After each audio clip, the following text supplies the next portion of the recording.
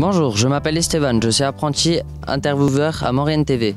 Aujourd'hui, nous sommes avec Bernard, à la retraite de l'armée de terre. Bonjour. Bonjour. Comment devient-on général? Comment devient-on général? Bon, alors en fait, c'est le fruit de toute une carrière militaire. On commence jeune, on n'est pas général.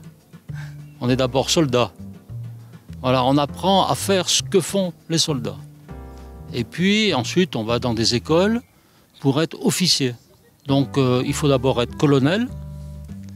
Et puis, parmi les colonels, sont choisis les généraux. Donc ça arrive tout à fait en fin de carrière. Pour être nommé général, il y a à la fois la nécessité d'avoir une bonne formation intellectuelle, universitaire, technique sur le plan militaire, et puis d'avoir aussi des résultats dans son travail de tous les jours, pendant toute sa carrière, qui comptent. Voilà. Est-ce que pour vous c'était une vocation? Est-ce que c'était une vocation? On peut dire ça, c'est-à-dire que moi, quand j'étais jeune, j'avais envie de faire un métier qui m'amène à m'occuper des autres, à m'occuper de mon pays. Et donc, j'ai découvert, parce que dans ma famille, il n'y avait pas de militaire, et donc j'ai découvert un jour, à travers un officier qui est venu à Saint-Julien, chez le curé. J'ai découvert ce métier, et donc ça m'a intéressé. Et à partir de là, j'ai décidé d'être officier. Combien de soldats aviez-vous sous vos ordres? Alors, j'en ai eu plusieurs de façon différente. C'est-à-dire quand on commence sa carrière militaire comme officier, jeune officier, on est lieutenant. Et un lieutenant, en général, il a 30 hommes sous ses ordres. Puis après, au fur et à mesure de la carrière, on monte dans les grades, on a plus de responsabilités, donc on a plus d'hommes sous ses ordres. Quand j'ai été général, à Châlons-sur-Marne, Châlons en Champagne, où je commandais une brigade, j'avais 7000 hommes. Et puis quand j'ai terminé, on avait la responsabilité de 50 000 hommes dans le quart nord-est de la France. Le commandement des hommes, c'est fondamental dans la carrière d'un officier. Parce que les hommes, c'est tout. Le matériel, c'est une chose. Mais les hommes, c'est tout.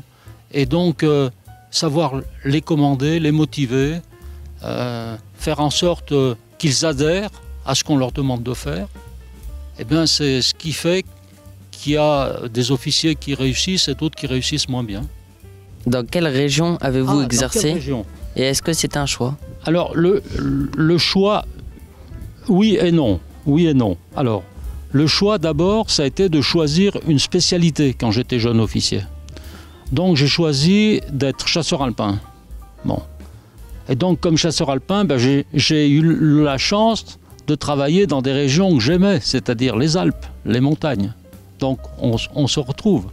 Mais il faut savoir que dans la carrière, surtout dans la carrière d'un officier, on peut changer de région et d'emploi très rapidement.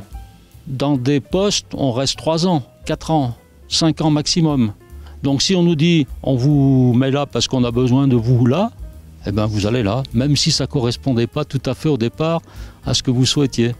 Quelle est la différence entre un général et un amiral? Ah, la différence entre un général et un amiral. C'est-à-dire, en fait, il n'y en a pas, mais il y en a. Il n'y en a pas parce qu'ils sont tous les deux du même rang. Ils sont tous les deux généraux. Mais les généraux de l'armée de la marine, on les appelle des amiraux. L'officier général,